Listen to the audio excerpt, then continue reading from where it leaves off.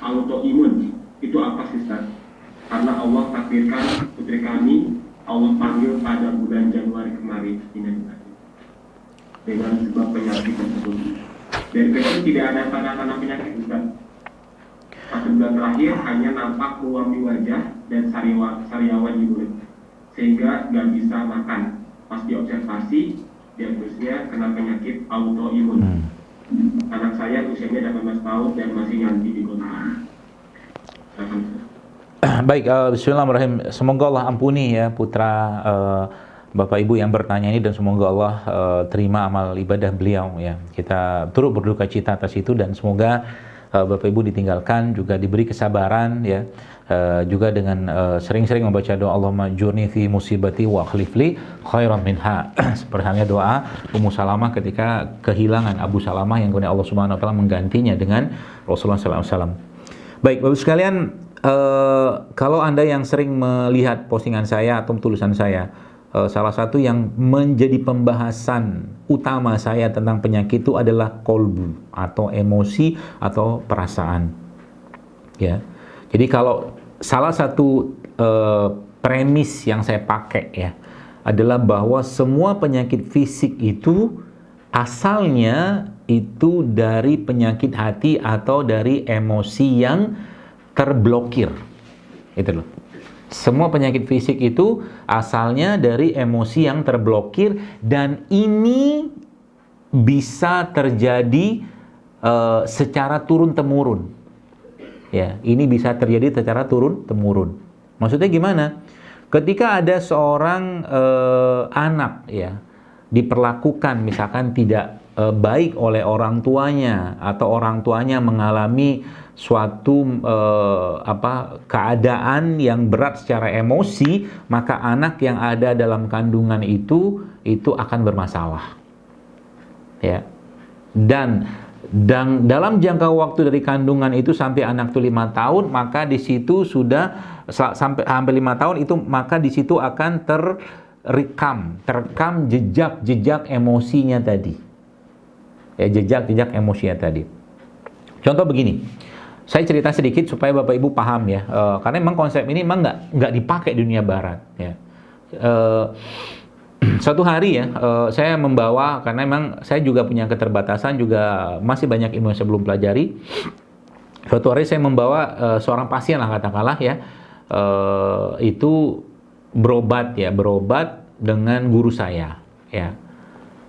Ceritanya dalam penyakit dia itu memang orangnya sudah memang seperti ada masalah gitu kan, kejiwaannya ya, masalah kejiwaan.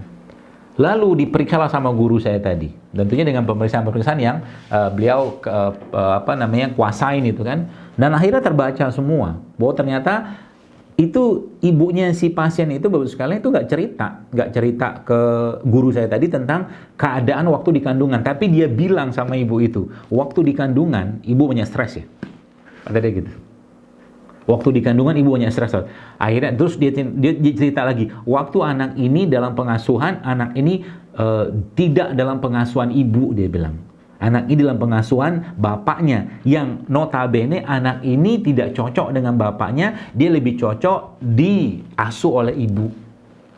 Ternyata asbab dari situ tiba-tiba meletus satu penyakit, bahkan anak itu subhanallah seperti orang schizopren. Schizopren, coba bayangkan. Ini akarnya juga sama nih. Jadi kalau kita bicara autoimun, pasti ada emosi yang terblokir dalam perjalanan penyakit anak ini, yang itu ada kaitannya waktu lahiran ya, waktu lahiran atau mungkin di generasi di atas atau sebelum Anda. Itu bisa tuh. Ya, ada emosi yang terblokir. Jadi kalau ada emosi terblokir, apa harus dikerjakan? Ya, rilis, dilepaskan, meminta maaf mungkin, atau mungkin ketika seorang anak itu kurang kasih sayang. Dan itu waktu sama guru saya tersebut diperiksa sama beliau ya, itu Masya Allah dia bilang anak ini sekarang kehilangan jejak identitas dirinya, dia bilang. Gak pede sama sekali, dia bilang. Ya, endorfinnya udah gak ada. Ya, atau adrenalin udah nggak ada. Dia betul-betul menjadi anak yang nggak bisa ngapa-ngapain gitu kan. Artinya apa? Bahkan urusan misalkan olahraga saja itu disarankan jangan jangan olahraga yang ada pemenangnya, nggak boleh. Karena anaknya nggak pede, nggak bisa. Adrenalinnya nggak ada. Sekarang yang harus Anda kerjakan adalah membuka lagi ya kerjaan-kerjaan atau mungkin aktivitasnya yang bisa menimbulkan kepercayaan dirinya, kebahagiaannya, termasuk juga kasih sayang dari ibunya. Tadi ditambahkan lagi dengan beberapa herbal-herbal yang dia sampaikan. Ya, termasuk di situ include di sana ada probiotik di sana. Jadi kalau ditanya autoimun itu apa? Kalau bahasa kita di dunia kedokteran umum adalah kawan nggak kenal kawan, lawan nggak kenal lawan, gitu lah. Kacau sistemnya. Dan yang kacau apa? Sebenarnya yang kacau adalah sistem pencernaan atau sistem yang ada di perut. Sebenarnya itu. Apa pemicu sistem di pencernaan atau perut itu yang bermasalah? Emosi. Lagi-lagi emosi. Ya, jadi hati-hati dengan emosi. Hati-hati dengan hati. Itu dia. Bapak yang memendam sesuatu, ibu yang memendam sesuatu, apalagi ibu itu hamil, maka anak dalam kandungannya mampu merasakan itu. Dan itu akan terekam sampai umur 5 tahun. Nah, sekarang kalau Bapak Ibu yang bertanya tentang ini, ya, coba di-trace dulu apa emosinya.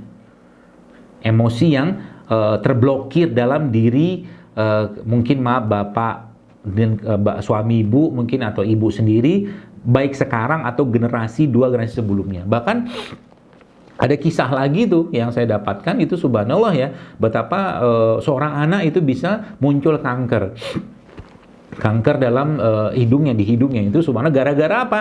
Gara-gara waktu dia kecil anak itu dialih asuhkan kepada orang lain, tapi tetap keluarganya karena keluarga saat itu secara finansial kurang mampu, akhirnya anak itu bukan diasingkan, dialih asuh kepada keluarga yang lain, saya lupa siapa, lalu si orang tuanya mengasuh kakaknya, dan ternyata sekian tahun anak itu hidup, dia selalu bertanya-tanya, kenapa aku yang dipilih untuk dialih asuhkan? Kenapa aku tidak mendapatkan kasih sayang ibuku? Dan akhirnya muncul benci, muncul dendam, muncul marah kepada ibunya.